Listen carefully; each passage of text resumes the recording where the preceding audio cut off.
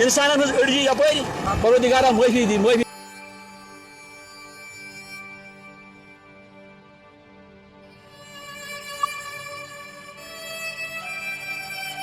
पीर हसन सब तम शूट जाए मरगुजार यह गन ये फेंसिंग आरसी। ये कब्र, ये कफन, ये जनाजे सब रस्म शरीयत है। मरता तो वह है जिसके लिए कोई फिर नहीं रहता इस दुनिया में याद करने के लिए। ये जो आप तस्वीरें देख रहे हैं, ये भी कभी कभार इंसान हुआ करते थे। ये भी आपकी तरह मेरी तरह चलते फिरते होंगे, ये भी मौज मस्ती करते होंगे इस दुनिया में। उनका भी लोगों के साथ उठना बैठना होता, ये भी अपने जुल्फ़ों को सजाया करते होंगे, ये भी अपनी ज़िंदगी ऐशो आराम के साथ जी रहे होंगे।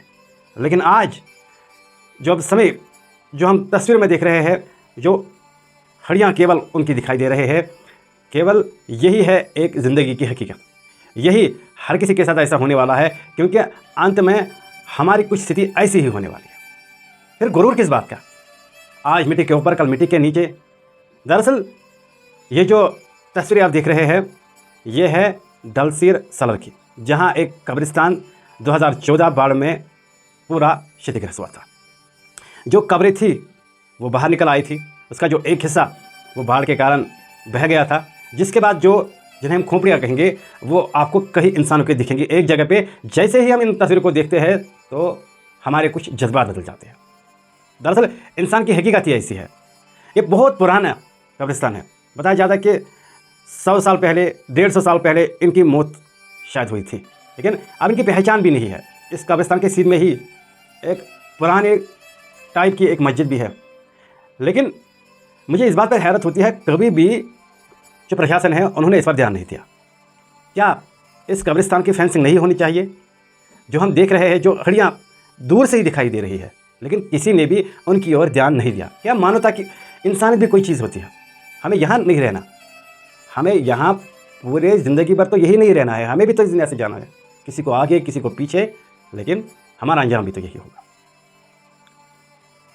बताया जाता है कि बहुत पुराने समय में इनकी मौत हुई थी।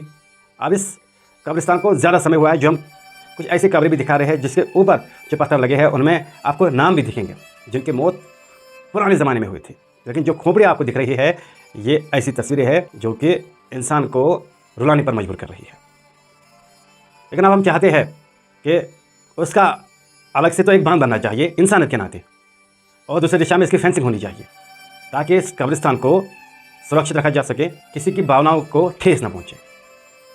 हो सकता है कि ये किसी के भी परिजन हो जो आज जिंदा है और उन्हें पता भी नहीं है, लेकिन हमारा धर्म और हर किसी का धर्म यही सिखाता है कि हमें हर किसी का सम्मान करना चाहिए।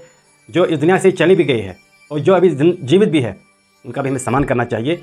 और हमें कभी भी अपनी फितरत को नहीं भूलना चाहिए, क्योंकि अंत में तो हर किसी का हाल यही होने वाला है। फिलहाल हम अपनी ओर से आग्रह करेंगे, जो एडमिनिस्ट्रेशन है वो इसको पूरा संज्ञान देगी, और विधायक पहलगाम अल्ताफ़ मोहम्मद कुलैद साहब उसको पूरी तरीके से देखेंगे, क्योंकि उसके कॉन्स्टिट्यूंसी में ये कब्रिस्तान आता है। उसको फेंसिंग दे दी जाएगी। फिलहाल दिखता है अच्छा मरगुजार यह गन यह फेंसिंग आरसी यह बंद ये बकरवाल और जमी पे बसान आलस कुन वह एतराज कह, मगर ये जान बुजुर्ग बसान जन ये मतलब बेदबी गसान मतलब योर पेशाब करान वो ये हिसाब अगर बंद गि अम सत शूब हिश मस्जिद यह गि बंद, मतलब यह रोज सहन बंद। वन MLA साहब अगर कह कर तो सह गया ठीक। तक गो सैलाब, तक गो मरगुजार कोयले बेहसा सैलाब पे ये गो सैलाब पे पे अपोर पे लुकन जमीन तक जमीन बसान जाए तोती गई सान प्रान जाए, मगर पाई लगभग पाई सान प्रान तम त गुजरे बिचार योथन बसान सैलाब कड़ होते बसान ये डल सेरस कुन ये वन कुंजगाम।